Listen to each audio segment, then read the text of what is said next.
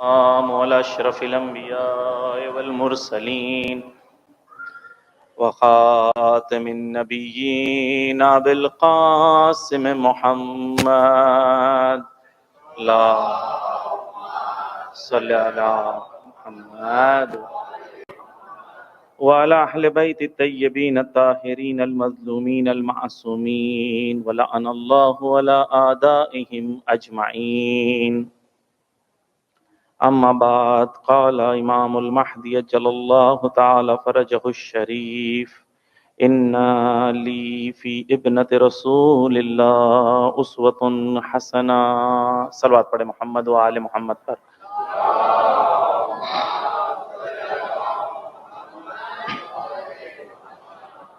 عزیزان گرامی، کل ہم نے آپ کے سامنے گفتگو کا آغاز کیا تھا.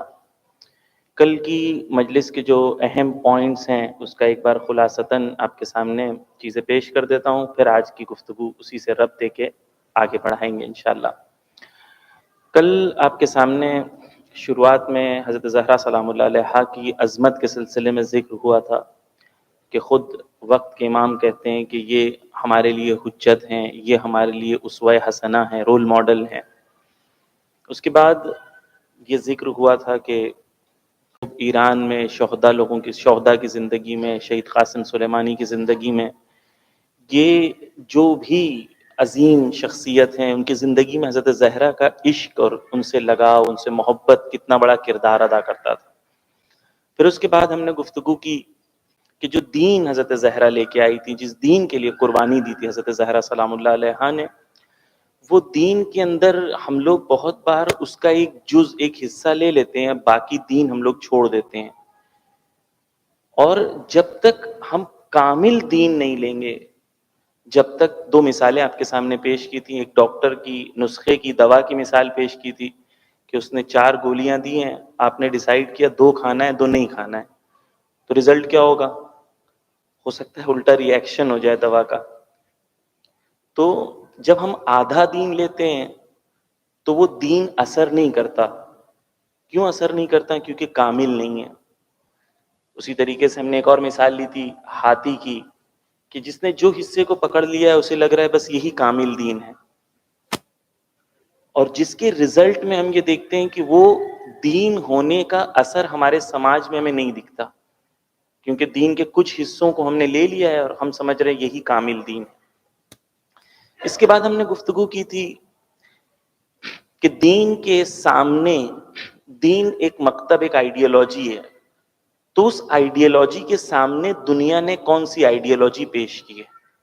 یعنی دین ہمیں آ کے سکھاتا ہے کہ کیسے فکر کرنا ہے، کیسے فیل کرنا ہے، کیسے احساس آپ کے ہونے چاہیے اور کیسا عمل ہونا چاہیے.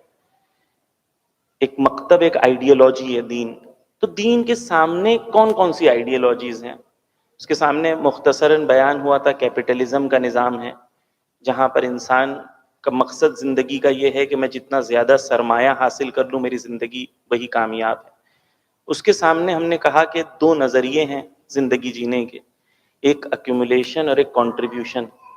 ایک جمع آوری اور ایک کنٹریبیوشن، یعنی کتنا سماج کو آپ دے پاتے ہو. دونوں نظریے دنیا میں موجود ہیں، دین کا نظریہ اور دین کے سامنے کیپٹلزم کا نظریہ. اس کے بعد ہم نے گفتگو کی تھی کہ کچھ لوگوں نے سمجھا ہے کہ بس یہی زندگی ہے، زندگی کا مقصد صرف یہی بنا لیا. کچھ لوگوں نے کہا کہ نہیں، صرف عبادت ہی سب کچھ ہے، صوفی ہو گئے، پیسہ کیا کمانا ہے، گندگی سے رہیں گے، جیسا دل چاہ رہے نماز پڑھ لیں گے، بس یہی ان کی زندگی ہے. تو کیونکہ یہ بھی آدھا دین لے رہے ہیں تو یہ بھی دین کامل نہیں ہے. پھر ہم نے تیسرا حصہ دیکھا تھا کہ تیسرا حصہ جس سماج میں آپ رہتے ہیں، دین کا سماجی اثر ہونا چاہیے اور عدل و انصاف کے لیے آپ کو قیام کرنا چاہیے. تو یہ 3 ڈیوٹیز ہیں ایک مومن کی. جب تک یہ تینوں مل کے کامل ایک سوسائٹی کے اندر نہیں آئے گی، تب تک سوسائٹی جو ہے وہ فنکشن نہیں کرے گی، سوسائٹی وہ رزلٹ نہیں دے گی. انسان کا اپنی نفس سے رشتہ، انسان کا خدا سے رشتہ اور انسان کا سماج سے رشتہ، یہ تینوں ذمہ داری ہیں. اور جب تک 3 میں سے 2 کوئی کرتا رہے گا، ایک مس کرتا رہے گا، وہ مومن نہیں ہوگا. مثال کے طور پر نماز بھی پڑھ رہے ہیں، روزہ بھی رکھ رہے ہیں، لیکن سماج میں خدمت نہیں کر رہے ہیں. تو خوب کوفہ والے بھی تو یہی کر رہے تھے، نماز بھی پڑھ رہے تھے، روزہ بھی رکھ رہے تھے، لیکن حسین کا ساتھ نہیں دے رہے تھے، عدل و انصاف کے لیے قیام نہیں کر رہے تھے. تو کچھ لوگوں نے کچھ چھوڑ دیا ہے، کچھ لوگوں نے کچھ چھوڑ دیا ہے. ہمیں کامل دین چاہیے. وہ کامل دین کون سا ہے؟ جس کے اندر یہ تینوں ذمہ داریاں مل کے ادا کی جائیں. کل یہ گفتگو ہماری یہاں تک پہنچی تھی. اب ہم آج جو ہماری اصلی گفتگو ہے، جو اصل بحث ہے، جو آپ کے سامنے آغاز کرنا چاہتے ہیں، وہ ہے سیرت حضرت فاطمۃ الزہرا کی کو ہم لوگ آپ کے سامنے کچھ اس کے نقطے آپ کے سامنے پیش کرنا چاہتے ہیں. عزیزان گرامی، تاریخ اور سیرت میں فرق ہے. تاریخ یعنی کیا؟ تاریخ یعنی مثال کے طور پر ایک شخص، تاریخ میں واقعات کو پیش کیا جاتا ہے. ایک انسان یہاں پیدا ہوئے، یہاں مر گئے، انہوں نے یہ کام کیے، یہ تاریخ کو یہ ہوا، یہ تاریخ کو یہ ہوا، یہ تاریخ ہے. عین ممکن ہے کہ تاریخ کو ایسے پیش کیا جائے کہ حقیقت میں وہ اس کی سیرت کے مخالفت میں ہو. یعنی تاریخ کو سیرت کے مخالفت میں پیش کیا جائے. مثال دیتا ہوں آپ کے سامنے. مثال، کرسمس ابھی چل رہا ہے، اور ہم تو تمام کرسچنز کو میری کرسمس کہتے ہیں، ان کو ہم وش کرتے ہیں، کیونکہ ہمارے علماء مراجع ہم سے کہتے ہیں کہ آپ انہیں وش کریں. ایک آئیڈیل سوسائٹی میں انٹیگریشن ہونا چاہیے. پوری دنیا میں، توجہ چاہتا ہوں عزیزان گرامی، پوری دنیا میں کوئی بھی دیش ایسا نہیں ہوگا جہاں پر جیزس کو نہیں جانتے لوگ، یا میری کرسمس اور ہیپی کرسمس ایک دوسرے کو نہیں کہتے. پوری دنیا میں کوئی بھی ایسا ملک، شاید ہندوستان کے انٹیریئرز میں بھی لوگ جو ہیں، گاؤں میں بھی جا کے لوگ کہتے ہیں میری کرسمس. لیکن توجہ یہاں پر کریں کہ لوگوں کو حضرت عیسیٰ کے سلسلے میں کیا پتہ ہے؟ یہ پتہ ہے کہ کب ان کی ولادت ہوئی، کب انہیں سولی پہ چڑھایا گیا. یہ دو چیز پتہ ہے. لیکن سیرت حضرت عیسیٰ کس کو پتہ ہے؟ حضرت عیسیٰ کے دشمن کون تھے؟ حضرت عیسیٰ کو کیوں سولی پہ چڑھایا گیا؟ حضرت عیسیٰ نے کس کی مخالفت کی تھی؟ حضرت عیسیٰ کا سٹینڈ کیا تھا؟ ان کے دشمنوں کا سٹینڈ کیا تھا؟ عین ممکن ہے کہ آج کے زمانے میں وہی لوگ جنہوں نے حضرت عیسیٰ کا قتل کیا تھا، وہی لوگوں نے تاریخ حضرت عیسیٰ کی ایسی لکھی کہ حضرت عیسیٰ کو لوگ ان کی تاریخ کو جانتے، ان کی سیرت کو نہیں جانتے. تو بس یہ بہت بڑا خطرہ ہے کہ ہم تاریخ کو جان سکتے ہیں اور سیرت کے مخالفت میں ہوں. یہ بھی ممکن ہے.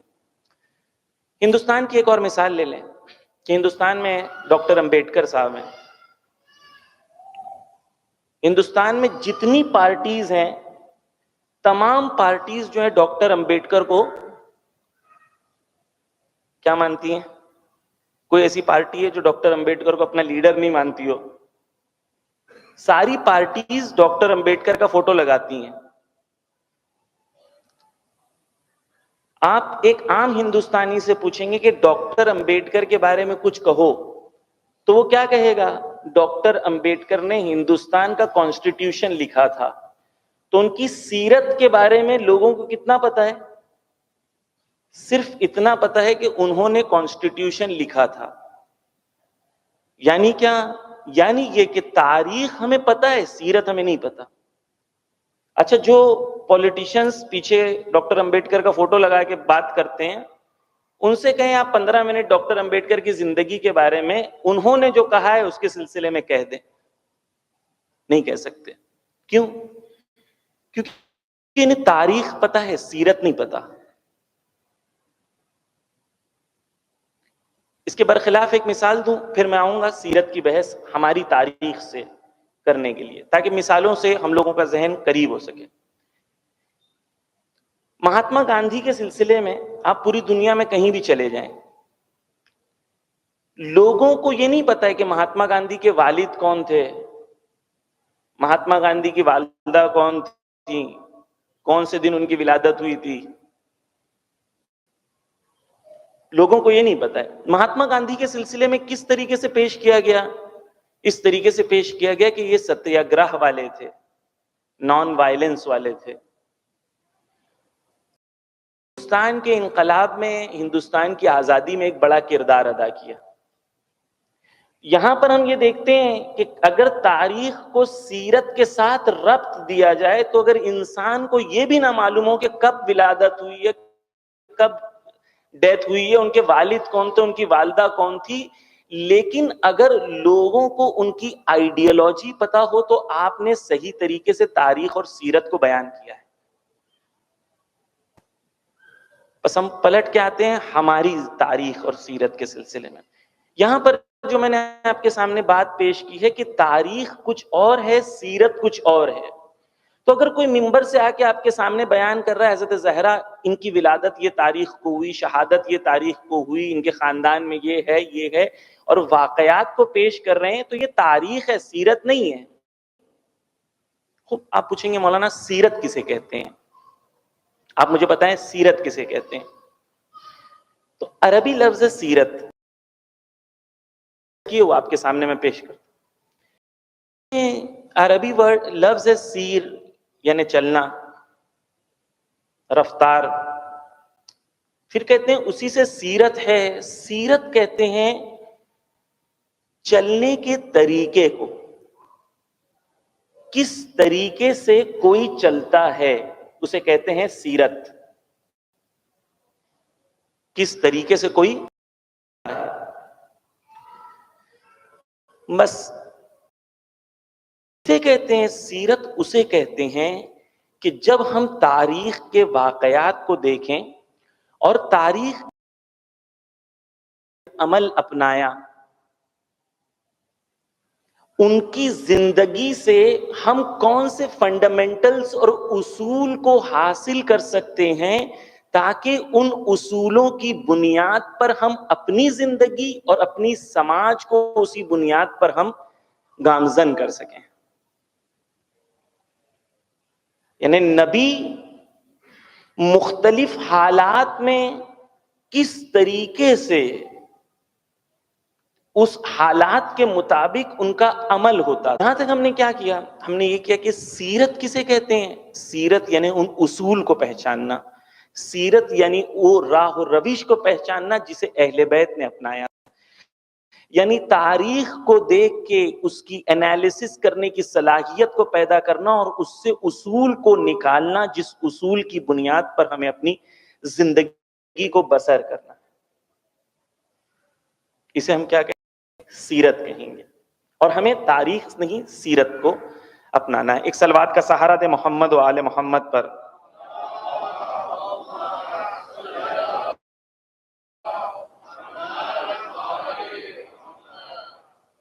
ایک بار پھر صلوات پڑھیں محمد و آل محمد پر۔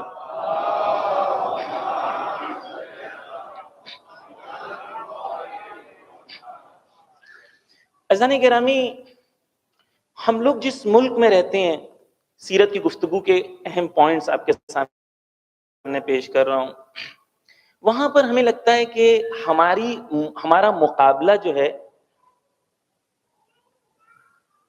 وہ وہی ہے جو وہ کہتے ہیں، جبکہ ہمارا مقابلہ وہ نہیں ہے جو وہ کہتے ہیں۔ پوری توجہ کا تعلیم عزیزان محترم، یعنی کیا؟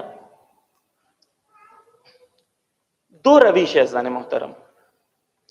شہید مطہری کہتے ہیں کہ رہبر کی زندگی میں ایک اصل جو سیرت میں ملتا ہے وہ کیا ہے؟ اصل غدر یا اصل ملغا جسے کہتے ہیں رہبر، جسے کہتے ہیں شہید مطہری۔ یعنی کیا؟ کہتے ہیں شہید مطہری کہ حضرت نبی محمد، حضرت محمد صلی اللہ علیہ وآلہ وسلم کی زندگی دیکھتے ہیں ہم، تو ایک صلوات پڑھیں محمد و آل محمد پر۔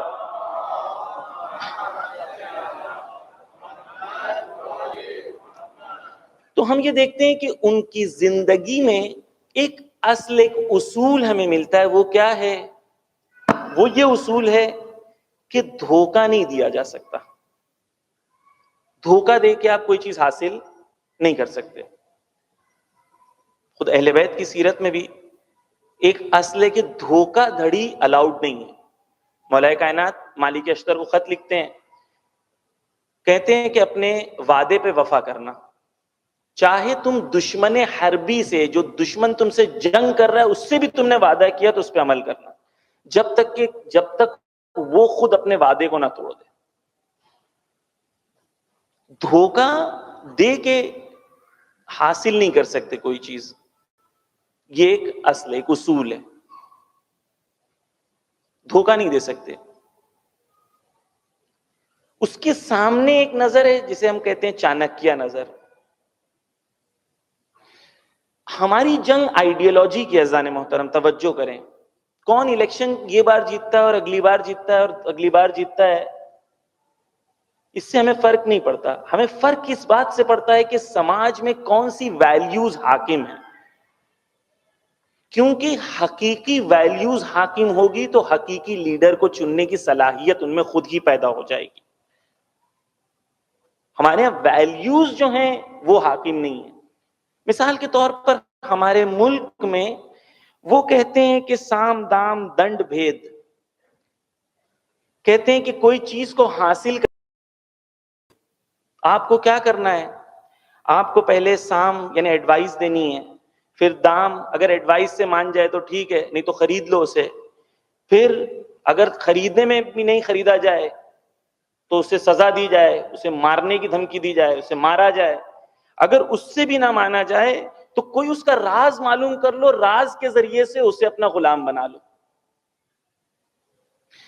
اگر کوئی انسان، پوری توجہ کا طالب عزیزان محترم، اگر کوئی انسان اس چیز کو مانے کہ یہ چیز اچھی ہے، اور کوئی شخص اگر یہ کام کو انجام دے تو وہ عقل مند ہے، ایسی قوم ہمیشہ پستیوں میں ہی رہے گی، اور ایسی قوم کے رہبر ہمیشہ ان کو بے وقوف ہی بنائیں گے.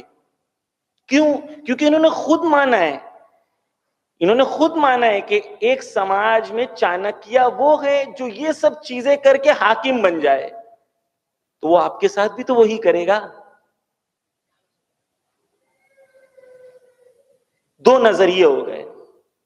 ایک اصل دھوکہ ہے، ایک اصول ہے کہ حاکم کو لگتا ہے کہ دھوکہ دے کے پاور حاصل کر لیں تو صحیح ہے، جھوٹ بول کے پاور حاصل کر لیں تو صحیح ہے.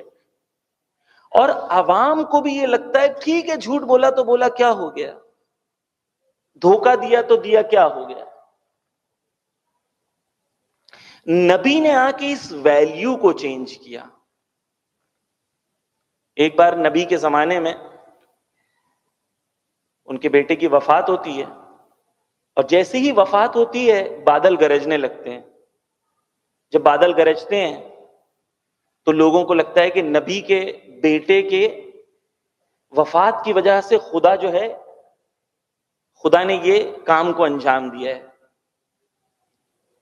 نبی کے لیے تو اچھا تھا، نبی بولتے ہیں ہاں ٹھیک ہے، اچھی بات ہے، کوئی بری بات تھوڑی نہ تھی. لوگوں کو ایمان ہی رسول اللہ پہ مضبوط ہوتا، اللہ پہ مضبوط ہوتا. نبی نے سب کو مسجد میں جمع کیا، کہا میرا بیٹا میرے بیٹے کی جو وفات ہوئی ہے یہ ایک الگ ایونٹ ہے، اور یہ جو آسمان میں ہو رہا ہے یہ ایک نیچرل پروسیس ہے، یہ ایک الگ چیز ہے، دونوں کو مکس نہیں کرو. عزیزان گرامی، دنیا میں ایک چیز حاکم ہے، ہماری جنگ یہاں پر ہے. عزیزان محترم، جنگ یہاں پر نہیں الیکشن کون جیتے، جنگ یہاں پر ہے کہ کون سی ویلیو وہ دے رہے ہیں، کون سی ویلیو ہم دے رہے ہیں، اور کون سی ویلیو کو ہم دنیا کے سامنے پیش کر پا رہے ہیں. دنیا میں کیا ہے؟ یور مینس، صلوات پڑھے محمد والے محمد پر.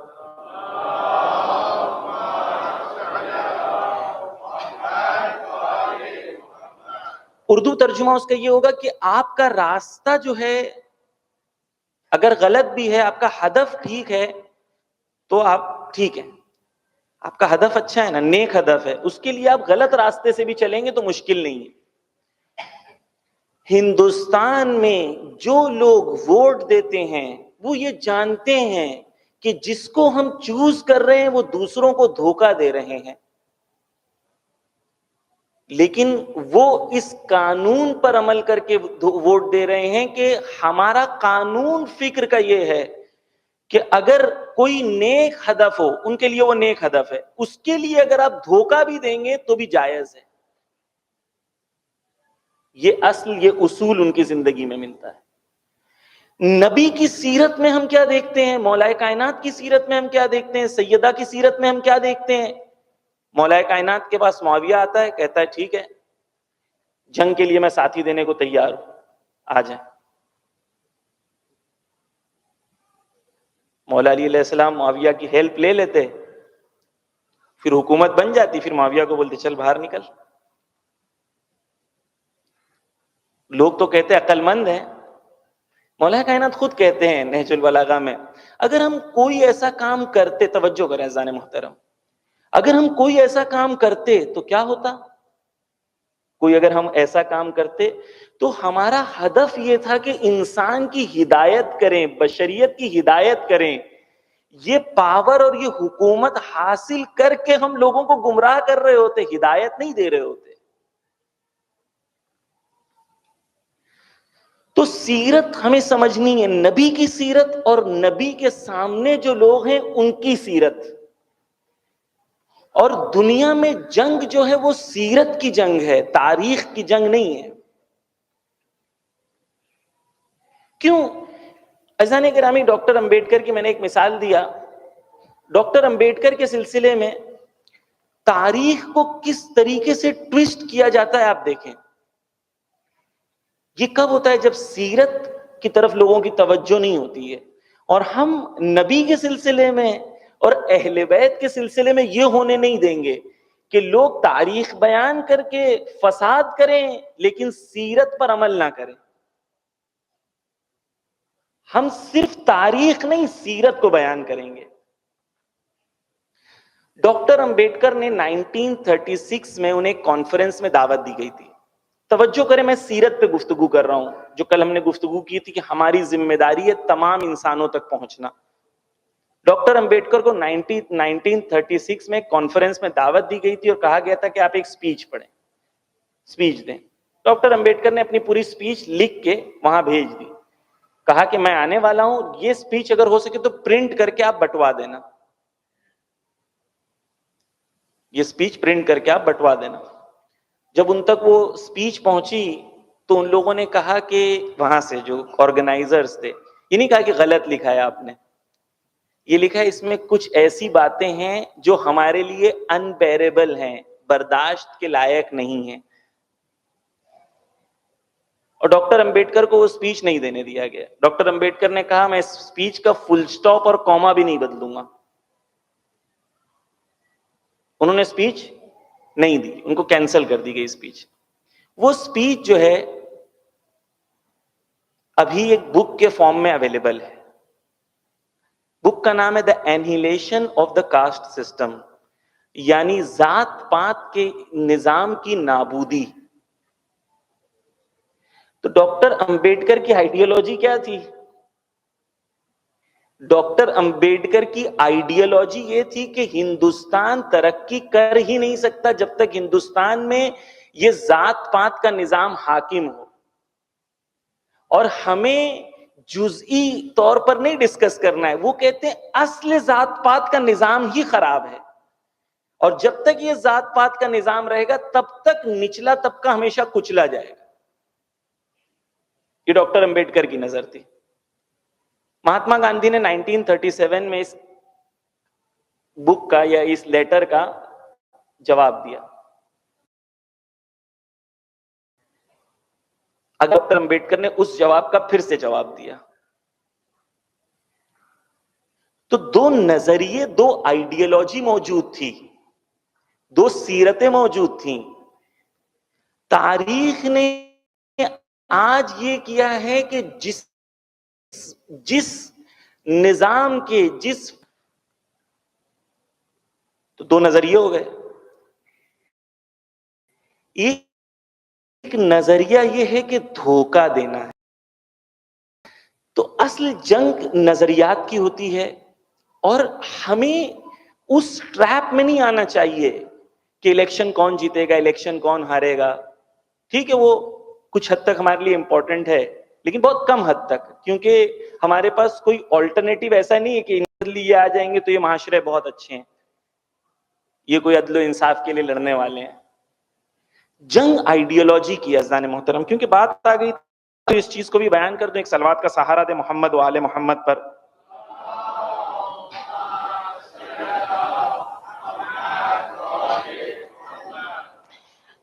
تو ہم نے آپ کے سامنے ایک چیز پیش کی، دھوکہ نہیں دینا ہے، یہاں دھوکہ دینا ہے. ٹھیک ہے، سوال ہمیشہ یہ ہوتا ہے، کیونکہ بات ہندوستان سے ریلیٹڈ ہے تو اس بات کو آج بیان کر دوں گا. کل انشاءاللہ حضرت زہرا کی سیرت میں سے اصول کو لا کے آپ کے سامنے. آج ہم نے سیرت کی گفتگو کی کہ حضرت زہرا کی سیرت کیا تھی اور ان کے مقابل میں لوگ تھے، ان کی سیرت کیا تھی، اور آج کے زمانے میں ہمیں کیسے سیرت حضرت زہرا کو پہچاننے کی ضرورت ہے. کل انشاءاللہ یہ گفتگو ہوگی ہندوستان کے سلسلے میں، کیونکہ گفتگو آ گئی تو اس بات کو بھی بیان کر دوں. اذان محترم، ہندوستان میں کیا ہوگا؟ لوگ سوال کرتے ہیں مولانا کیا ہوگا ہندوستان میں، کیا ہوگا ہندوستان میں؟ ہمارے لیے تو واضح ہے کیا ہوگا، آپ کے لیے واضح ہو نہ ہو، ہمارے لیے واضح. کیا ہوگا ہندوستان میں؟ ہندوستان میں ظہور ہوگا. ظہور پوری دنیا میں ہوگا یا نہیں ہوگا؟ ہوگا یا نہیں ہوگا؟ ہوگا نا. جب ظہور ہوگا تو امام ہندوستان کے لیے بھی ظہور کریں گے نا. کسی کو شک ہے؟ نہیں ہے. شک کس بات میں ہے؟ شک اس بات میں ہے کہ وہ ظہور کے لیے جو کام کرنا ہے اس میں میرا کوئی رول ہوگا یا نہیں ہوگا. شک اس بات میں، ظہور تو ہونا ہے. اچھا، تاریخ، فلسفہ تاریخ جو ہم کو چیز بتاتی ہے وہ کیا ہے؟ یعنی ہزاروں سال سے جب سے انسان ہیں تب سے کیا ہوتا ہے؟ تب سے ایک ظالم حاکم بنتا ہے، وہ ظلم کرتا ہے، ظلم بڑھتا ہے، لوگ قیام کرتے ہیں، وہ ظالم ختم ہو جاتا ہے، نابود ہو جاتا ہے، انقلاب اس سماج میں آ جاتا ہے. اب اس کے بعد کتنے دن تک باقی رہتا ہے یہ الگ مرحلہ ہے. بنی امیہ بہت طاقتور تھے یا نہیں تھے؟ ہم نے دیکھا نا، بنی امیہ بہت طاقتور تھے. حجاج بن یوسف اور یزید اور کن کن کو دیکھا ہم نے، تھے نا. اس کے بعد بنی عباس بہت طاقتور تھے. جو جب طاقت پہ تھا تو ایسا لگ رہا تھا اس سے بڑا کوئی طاقتور ہو ہی نہیں سکتا. ہر زمانے میں ایسی ہوتا ہے. جو آج لوگ موجود ہیں لوگوں کو لگتا ہے ان سے زیادہ طاقتور کوئی ہو ہی نہیں سکتا. لیکن ہوتا کیا ہے تاریخ میں؟ تاریخ میں یہی ہوتا ہے کہ یہ دھوکہ دیں گے، بے وقوف بنائیں گے، جھوٹ بولیں گے، مکاری کریں گے، ظلم کریں گے، لوگوں کو سمجھ میں آئے گا، لوگ قیام کریں گے، پھر ان کو نابود کریں گے. یہ قانون انسانیت، قانون بشریت ہے.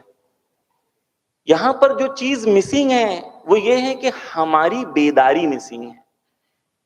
کب سچویشن چینج ہوگی؟ تب سچویشن چینج ہوگی جب لوگوں میں بیداری ہوگی اور لوگ بیدار ہو کے انقلاب کریں گے. ان کے پاس میڈیا ہے، ان کے پاس یہ ہے، سب ہونے دو. جو دشمن خدا ہوتا ہے وہ احمق ہوتا ہے، بے وقوف ہوتا ہے، کیونکہ اپنی طاقت و قدرت پہ اس کو اتنا گھمنڈ ہو جاتا ہے کہ وہ ایسی بھول کر دیتا ہے کہ وہ بہت ہی بچوں جیسی بھول کرتا ہے، اور وہ کرے گا. لیکن سوال یہ ہے کہ ہم نہیں ہے. اچھا، ہمیں کیا کرنا چاہیے؟ یہ بھی چیز بیان کر دوں. ہمیں کیا کرنا چاہیے؟ جنگ قدرت کی نہیں ہے، جنگ یہ ہمارے لیے کلیئر ہونی چاہیے. ریسنٹلی دہلی میں جو رولنگ پارٹی ہے ہندوستان کی، وہ الیکشن ہار گئی.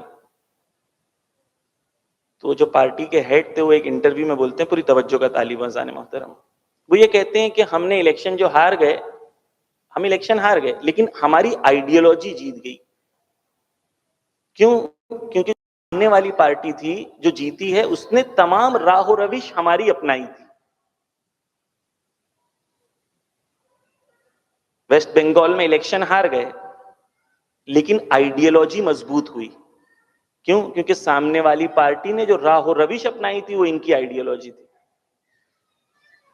یعنی ان کی آئیڈیالوجی مضبوط ہوئی، الیکشن ہار گئے. ہم الیکشن جیتنے اور ہارنے کے لیے لڑتے ہیں، وہ الیکشن آئیڈیالوجی کے لیے لڑتے ہیں. ہماری آئیڈیالوجی کیا ہے جو کل ہم نے آپ کے سامنے بیان کی؟ ہماری آئیڈیالوجی کیا ہے؟ لیقوم الناس بالقسط، تاکہ انسان عدل و انصاف کے لیے قیام کریں، اور جو مستضعف طبقہ ہے، جو اوپریسڈ اور ویک طبقہ ہے، وہ یونائٹ ہو. الیکشن جیتنے کے لیے نہیں، وہ یونائٹ ہو کیونکہ انہیں اپنا حق ملنا چاہیے. دین نے آ کے انہیں ان کا حق دلانے کے لیے دین آیا تھا. وہ بیدار ہوں اس لیے کہ انہیں ان کا حق چاہیے. شاید اس کے رزلٹ میں الیکشن بھی جیت جائیں، لیکن الیکشن جیت جائے بیداری نہ ہو، ہمارے لیے کوئی فائدہ نہیں ہے. بیداری ہو، الیکشن ہار جائے، ہم فائدے میں. جنگ آئیڈیالوجی کی جنگ. مولانا اس کو ووٹ دے کے نہیں، اگر ووٹ دیں گے تو الیکشن ہار جائیں گے. ہار جائیں الیکشن، آپ کو کس نے بولا الیکشن جیتنا ہے؟ آپ کو اپنی آئیڈیالوجی مضبوط کرنی. 60 کے بدلی 20 پارلیمنٹ میں ہو، لیکن ایسے لوگ ہوں جو آپ کے ہوں، آپ کی بات کر سکے، وہاں پر دوسروں کے غلام نہ ہوں. آئیڈیالوجی کی جنگ ہے، یہ یاد رہے. ہماری آئیڈیالوجی یہ ہے کہ اوپریسڈ اور ویک کلاس، جو رسول اللہ نے مکہ میں کیا، آپ کے سامنے کل پیش کیا تھا، جو مظلوم تھے، جو غلام تھے، ان کو کھڑا کیا رسول اللہ نے. ظلم سہے وہ لوگ، آخر میں فتح مکہ ہوئی، لیکن اس کے لیے قربانیاں دینی پڑتی ہیں. ہمارے لیے آئیڈیالوجی بالکل کلیئر ہے، راستہ بالکل کلیئر ہے. ہم میں ذرا برابر بھی شک نہیں ہے کہ کیا ہونا ہے. شہادتیں ہونی ہیں. خوب کربلا والے ہم نے بچپن سے عزاداری اور امام حسین کی قربانیاں اس لیے سنی تھی کہ ہم شہادت سے ڈریں. جیل میں ڈال دیے جائیں گے. خوب حضرت زینب جیل میں جا سکتی ہیں، زندان میں جا سکتی ہیں، امام سجاد جا سکتے ہیں، تو میں نہیں جا سکتا. بھوکے رہنا پڑے گا. رمضان آتا ہی کیوں ہے؟ اس لیے کہ سکھانے کے لیے. عزیزان گرامی، ہمارے لیے راستہ بالکل کلیئر ہے، ہماری آئیڈیالوجی بالکل کلیئر ہے. ہماری آئیڈیالوجی کیا تھے؟ وہ اصول جو حضرت زہرا لے کے آئی تھیں، ان اصولوں کو اپنے سماج میں حاکم قرار دیں. جب ہمارا سماج ان اصولوں کے مطابق زندگی بسر کرے گا تو لوگ ہمارے سماج سے اٹریکٹ ہوں گے. ابھی ہم ان اصولوں کے مطابق ہمارا سماج نہیں ہے. یہ ہماری چیلنج ہے عزیزان محترم. بس ہم لوگوں کو بیدار ہونا ہے، اور یہ مجلس وسیلہ ہیں اس بیداری کے لیے. یہ مجلس وسیلہ ہیں ظہور کی تیاری کے لیے. یہ مجلس وسیلہ ہیں ہمیں اپنے آپ کو زندہ کرنے کے لیے. مولانا یہ مجلس جو ہوتی ہے بہت ڈیفیکلٹ ہوتی ہے، اور باتیں کرتے ہیں. اور دیکھیں، مجلس دو ٹائپ کی ہے. ایک وہ ہے جہاں پر میں بولوں کہ اہل بیت بہت اچھے ہیں، آپ خوش ہوتے رہیں گے. وہ تو نور ہیں، کوئی شک نہیں ہے. لیکن مشکل کہاں آتی ہے؟ جب میں آپ سے یہ سوال کروں کہ کیمرہ گھوم جائے آپ کی طرف اور میں پوچھوں وہ تو اچھے ہیں، آپ کیسے ہیں، ہم کیسے ہیں. یہ مجلسیں اس لیے ہیں تاکہ ہمیں احساس دلایا جائے، آئینہ دکھایا جائے کہ وہ اتنے اچھے ہیں تو ہم ایسے کیوں ہیں. یہ ہدف ہے مجلس کا، یہ ہدف ہے تقریر کا، جتنی بھی چیزیں. روح بیدار ہوں عزیزان محترم. عزیزان گرامی، انہیں اصولوں کے لیے اہل بیت نے قربانیاں دی ہیں. مولائے کائنات جیسا انسان، وہ شجاع انسان جس کی شجاعت کے سلسلے میں دشمن جب وہ میدان میں آتے ہیں پتہ چل جاتا ہے کہ علی آ گئے، نام سنتے تھے تو کانپنے لگتے تھے. نام سنتے تھے تو کانپنے لگتے تھے. ایسے شجاع انسان کے گھر پر حملہ ہو. ایک انسان کے لیے، ایک مرد کے لیے سب سے سخت چیز کیا ہے عزیزان محترم؟ ایک عرب سے پوچھے بتائیں کہ ایک مرد کے لیے سب سے سخت چیز کیا ہے؟ تو عرب نے کہا کہ مرد موجود ہو اور مرد کے سامنے اس کے ناموس پر کوئی حملہ کر دے. یہ مرد کے لیے بہت سخت ہے عزیزان محترم. روایت ہے کہ نبی نے مولا کائنات کو بلایا اور کہا کہ اے علی، جبرائیل نے کہا کہ جب تم اس دنیا سے چلے جاؤ گے نبی تو تمہارے بعد خلافت چھین لی جائے گی، تمہیں صبر کرنا ہے۔ مولا علی نے کہا صبر کروں۔ پھر اس کے بعد علماء بیان کرتے ہیں کہ جبرائیل نے لیکن تمہارے سامنے تمہاری زوجہ پر حملہ ہوگا۔ روایت ہے، علماء بیان کرتے ہیں کہ علی نے خود کو زمین پر گرا دیا وہاں پر، علی سے صبر نہیں ہوا۔ شجاع آدمی ہے، کیسے علی نے دیکھا ہوگا کہ گھر میں موجود ہے علی اور زہرا دروازے پر ہے، دشمن کو کہتی ہے میں کی بیٹی، دشمن کہتے ہیں فاطمہ ہو، ہمیں کوئی فرق نہیں پڑتا۔ عزیزان گرامی توجہ کریں کہ علی موجود ہے، زہرا زمین پر ہے، دشمن زہرا سامنے گھر میں داخل ہو رہے ہیں، دشمن آتے ہیں علی کی قبا کو پکڑتے ہیں، زہرا نہ جانے کیسے اپنے قبا کو تھامتی ہے۔ عزیزان دشمن آگے بڑھتا ہے، وہ تازیانہ لیتا ہے، زہرا کے بازو میں تازیانہ مارتا ہے۔ ایک دشمن آگے بڑھتا ہے، اس کے ہاتھوں میں شمشیر ہوتی ہے، شمشیر کے ہتھے سے زہرا کے ہاتھوں پہ حملہ کرتا ہے۔ تصور کریں کہ علی موجود ہے، علی دیکھ رہے ہیں، فاتح خیبر دیکھ رہا ہے، لیکن نبی کی وصیت یاد ہے، صبر کر رہا ہے۔ عزیزان گرامی آپ سوچیں کہ علی کے لیے کتنا سخت ہوگا، علی کے لیے کتنا سخت ہوگا۔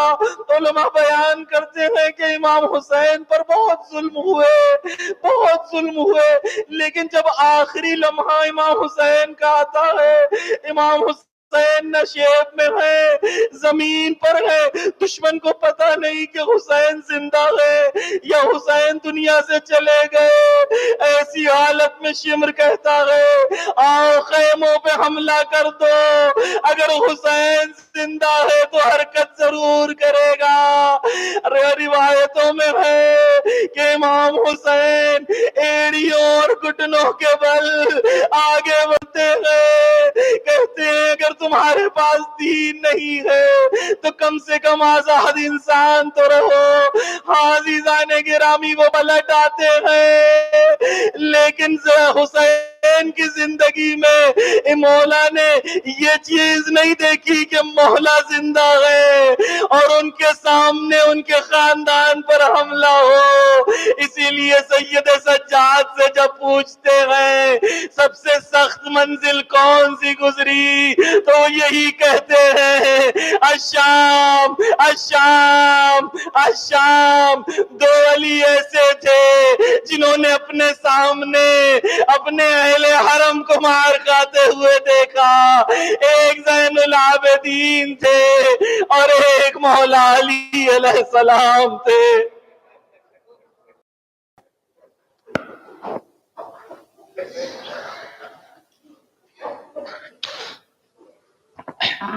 لعنت اللہ علی القوم الظالمین۔